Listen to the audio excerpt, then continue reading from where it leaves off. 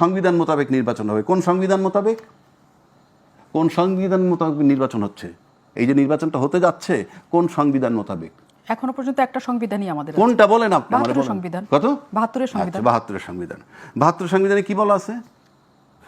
যদি কোনো কারণে সংসদ ভেঙে যায়, হ্যাঁ, তাহলে সংসদ ভেঙে যাওয়ার পরবর্তী 90 দিনের মধ্যে নির্বাচন। হ্যাঁ, তো সেটা আপনি ভায়োলেট করতেছেন কিভাবে? 26শে ফেব্রুয়ারি মাস 2026-এর ফেব্রুয়ারিতে নির্বাচন কিভাবে গেল? Tell me. জনগণের সরকার রাজনৈতিক দলের কোন জনগণ বলছে? জনগণের সরকার রাজনৈতিক দলের সরকার সংস্কার করে তারা একটা নির্বাচন দিতে চেয়েছেন। এটা কোথায় সরকারের সংস্কার? ভাষ্য। এটা সরকারের ভাষ্য। হইছে নাকি সংস্কার? এই টেল মি, বি প্র্যাকটিক্যাল।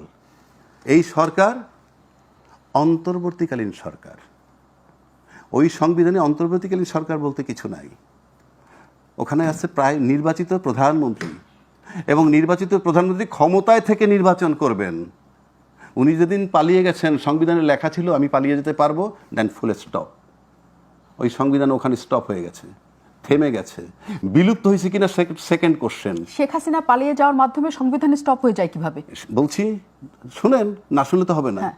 উনি থেমে গেছেন, থেমে উনি চলে গেছেন। তারপরে কি হলো? কেউ কেউ বলে 4 দিন, 5 তারিখ থেকে 8 তারিখ পর্যন্ত দেশের সরকার ছিল না। আপনারা বোধহয় তাই বলেন। ওয়াকারুজ্জামান সাহেব কি বলছিলেন? আমি আপনাদের দায়িত্ব নিলাম। এইটাই সংবিধান, এইটাই সংবিধান। আমি দায়িত্ব নিলাম, আর একটা গুলিও চলবে না, সমস্ত হত্যার বিচার হবে এবং সমস্ত ফৌজদারি মামলার বিচার হবে, উনি বলেছেন।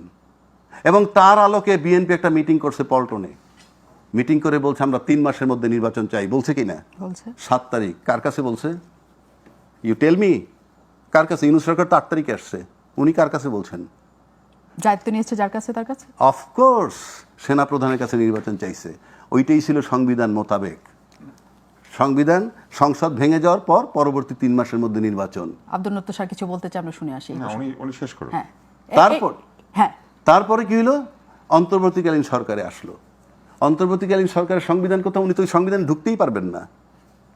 সংবিধানের তো অন্তর্বর্তীকালীন সরকার কথাটা তো থাকতে হবে, নাহলে আপনি ঢুকবেন কেমনে? তার আগে একটু কথায় আসি।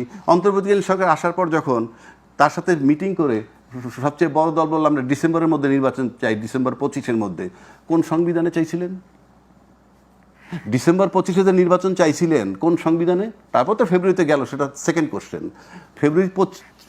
ডিসেম্বর 25-এ নির্বাচনটা চাইলেন ইউনূস সাহেবের কাছে, কোন সংবিধানে? এটা হইল অন্তর্বর্তীকালীন সরকারের অন্তর্বর্তীকালীন সংবিধান, এবং সেটা অলিখিতভাবে চলমান। তা না হলে ইউনূস সাহেব যখন চিঠি দিয়ে দিলেন নির্বাচন কমিশনে নির্বাচন করার পর কোন জন্য, আমাদের তো সব নির্বাচনী প্রচারণায় ব্যস্ত থাকার কথা। এখনো কেন ঐক্যমত্যের কমিশন, এখনো কেন তো সংস্কার নিয়ে আলাপ হচ্ছে? কারণটা কি?